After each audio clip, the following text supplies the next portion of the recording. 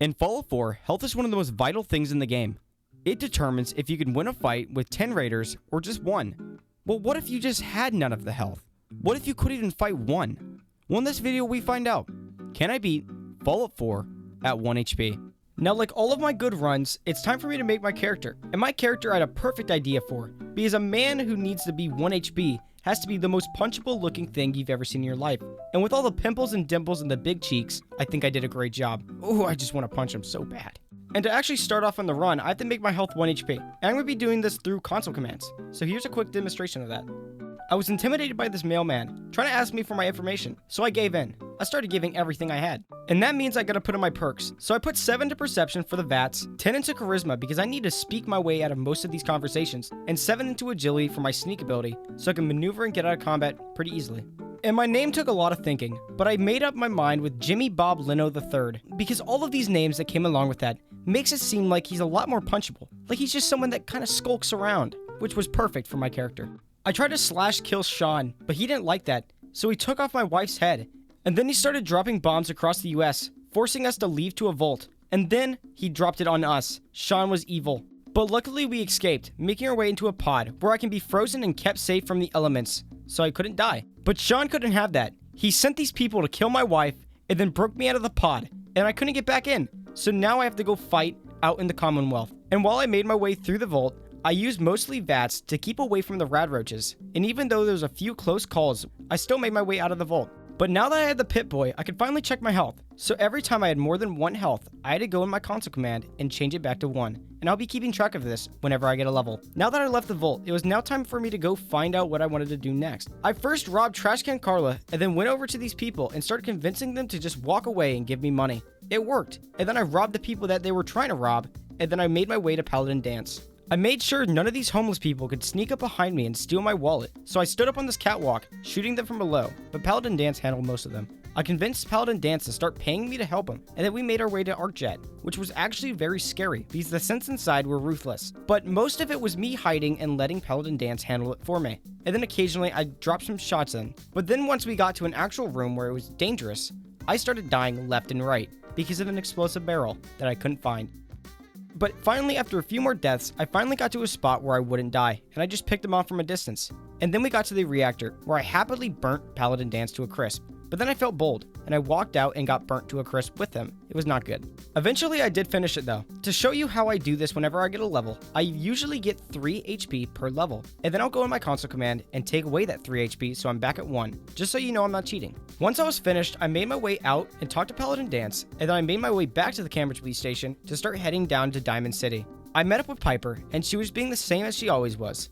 Being stupid and being dumb. So I made my way into the thing, robbed Mayor McDonough, and then got plastic surgery to show how the elements has affected me so far in the game. I tried to intervene and save Riley from Kyle, and it worked, so I walked off happily. And then I tried to celebrate by fighting Swan, but it goes exactly the way that you think it would every single time, with a rock to the head and brain damage. So I decided to just go straight into the subway station, and it was terrible. I didn't really think about how hard the triggermen were going to be, but my biggest plan was to sit behind a pillar and shoot them down with a perk that allows you to target enemies' limbs through walls. And for the most part, it was working really well. But when I got to the stairs, it was more of just me shooting from a distance and letting them come to me first. It was working really well, and it looked a lot more promising whenever there was distance between me and the enemy. And just for a notice, I was streaming this at the time. My viewers really wanted to see Keanu Reeves, so that's why you're going to be seeing him from now on. It did get a lot harder whenever you're in little hallways and triggermen started running straight at you, but eventually I did get him, using grenades to kill Dino, and then sneaking up behind the triggermen to kill them. And then I saved Nick Valentine. And once there was more triggermen trying to come to me, I missed a Molotov and got fucking destroyed. And then I tried again, and murdered them in one quick blow.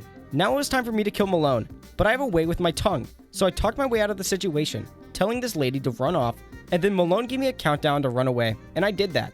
I went to Good Neighbor and got the checkpoint just to have easy access, and then I murdered Finn with a submachine gun, hoping to God he didn't shoot me back. I went back to Diamond City and then realized that my health was decreased. And before you guys come into my comments screaming and crying and babbling like little babies, I just want to let you know, the only reason that I lost health was because in Fallout 4, every 10 rads takes away 1% of your health bar. But as long as I'm in the range of below 1 HP and 1 HP, I'm still fine and the run is good. I know this is not a great explanation, but this pretty much sums it up. And I'm sorry for calling you little babies. My bad. And after that conniption, I finally started talking to Nick Valentine, and then we made our way down to Kellogg's house and started snooping around. Once we had found out where Kellogg was, I went with Dogmeat and made our way to Fort Hagen. The Institute synths inside were actually really annoying. The synths had better aim than a whole party of 12-year-olds in Call of Duty. It was really bad. But eventually, after using range to my advantage down these long hallways, and sometimes quick peeking, I eventually got through, taking the armory keys, and then throwing grenades to finish the ones that I couldn't really reach. And then once I made my way into the armory, I saw the fat man, and then sent Kellogg straight to hell with one nuke. But he wasn't the problem that I was worried about. It was his synth buddies. Synths can have terrible aim or even great aim, but I eventually negated all of this by backing down the hallway, allowing the synths to chase me down, and then sniping them with critical shots. I dug out Kellogg's brainworms and then made my way to Dr. Amari so she could lobotomize Nick and stick the worm in his head. I went into Kellogg's dreams, saw where I needed to go, went to Becky, bought a hazmat suit, and then made my way to the glowing sea. But then I ran into a bloatfly, but then it messed me up in the water by shooting me once, and I died, so I had to come back, which was pretty annoying. And then I finally made my way to the glowing sea, and I was gaining rides like crazy, but at first I thought it was just because of my endurance. But then once I checked my Pip-Boy, I realized I hadn't even put on the hazmat suit, so I almost died. I then finally made my way to the rocky cave and talked to Virgil, and he told me to go find a courser, which I knew immediately was going to be a stupid challenge. And I was 100% right, because the moment I got there, I was dying. Dying from everything. Stray bullets, explosions, and nothing. Every time I turn a corner into a hallway, there would be another gunner stacking up on the other one, and I would just die. And it would be so bad. I spent half my time playing this playthrough of me watching a cutscene of me dying.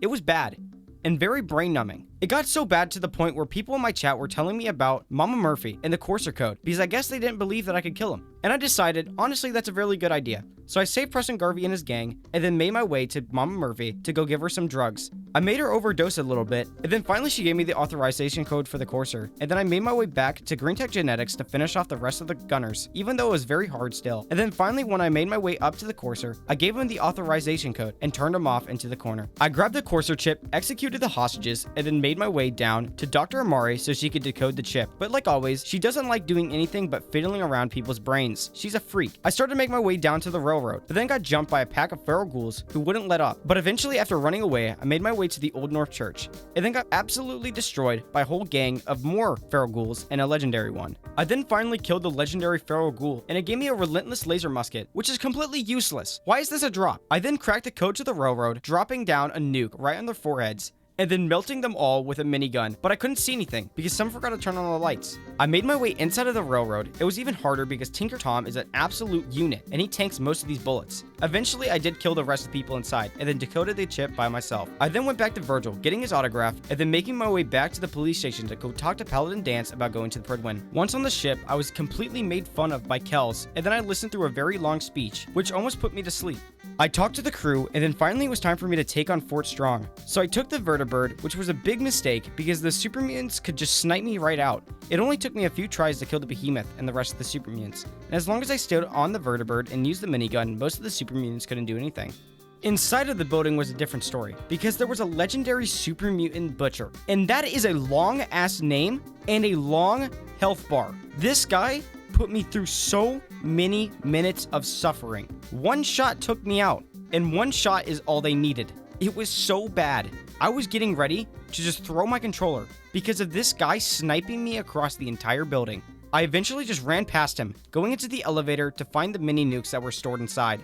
I killed the rest of the super mutants that were hiding downstairs, and then finally grabbed the mini nukes. I went back up and took one nice shot and killed the super mutant butcher. Thank God. I listened to Dance have his racist rant, and then made my way back to Elder Maxon, where he allowed me to finally build the teleporter. And once I did, I made my way into the Institute. I went down the very long elevator, and then I found this kid who looked oddly like the child that almost killed me. And then my real son came in, and then through all the torment that he put me through, I beat his ass, and then tried to leave. But then I realized I had to go talk to Dr. Lee. So I went back into the Institute, talking to him first and convincing him I was on his side. I then went to Dr. Lee and then convinced her to join the Brotherhood. I then went back to the sun and absolutely obliterated him with a missile. I then left the Institute, unseen, undetected, unheard. And apparently once I did bring Dr. Lee back, she still was being an asshole, so I had to go talk to her myself. And then she sucked it up and came back. I built some magnets, and now I need to find some nukes for Liberty Prime. But first I need to talk to Scribe Halen, and she was being so stupid, she wouldn't let me talk to her. And I had to reload the location like 6 times, and then wait 24 hours, and then finally, after doing a whole ritual, she finally went and talked to me. I made my way through the glowing sea to get to the Sentinel site. Once inside the Sentinel site, I died to the ghouls a few times, and even a mole rat, but eventually I did kill them all, making my way down to the actual room that I need to be in. But it was blocked off by Brother Henry, so I convinced him I'm part of the Adams Childs, and then he let me in. I put down the distress pulsar, and then once I called down the elevator, there was a glowing one. But I left Brother Henry to deal with it, and eventually he did. So I left and made my way back to Liberty Prime to go turn him on. But ever since I went off to get the nukes, it was found out that Paladin Dance was actually a synth, and that was no good, so I had to go find him. And then I found out that Protectrons are my least favorite enemy in the game, because they have really good aim for no reason. I eventually killed them all, and then made my way to Paladin Dance, and I felt nice this time. So I attempted to bring him back, and then Elder Maxon tried to stop me, but then I told him off. And then finally, after many playthroughs that I've done of this game, I finally let Paladin Dance live. But that came with punishment, because I gotta go back to the railroad and finish the job with Pam. God damn it, I forgot to kill Pam. Getting through the tunnels with the railroad agents shooting at you was actually a bit more of a challenge than I thought it would be. But eventually I did get it done, blowing a hole through the railroad HQ door. But then I was put up against the dark room again, and it was terrible. Eventually I did get it done though, and made my way inside and hacked Pam. I left the railroad HQ and made my way back to the Pridwin to start mass fusion. And I was so unprepared for this mission, it was so bad. I had forgotten about Pridwin combat and the fact that I was 1 HP. The synths shot me out of the sky so many times. Just watch this montage.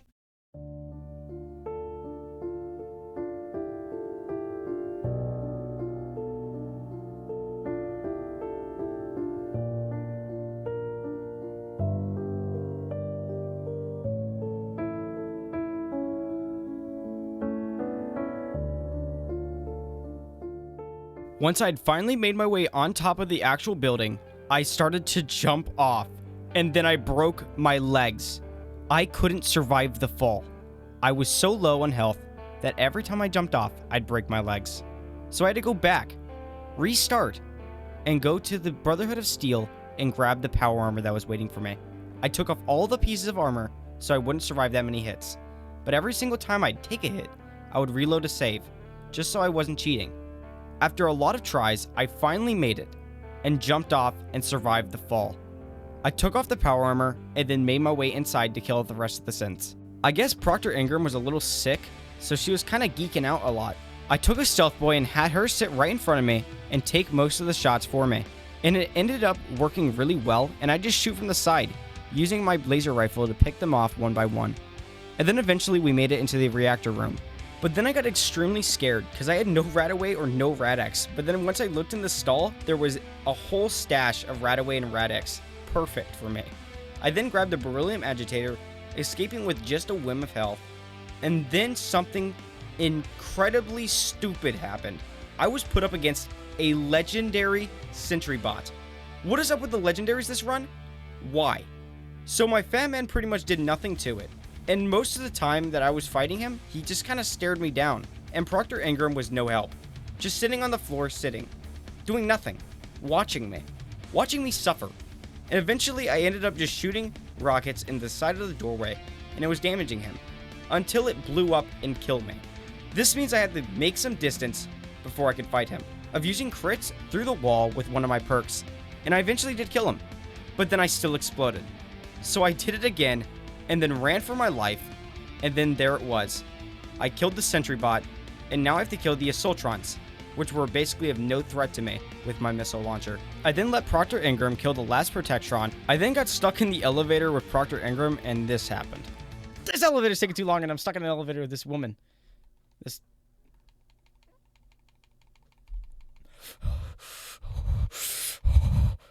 So that was weird, but anyways, I finished off killing the rest of the people in the lobby, and then I made my way out to go finish building Liberty Prime.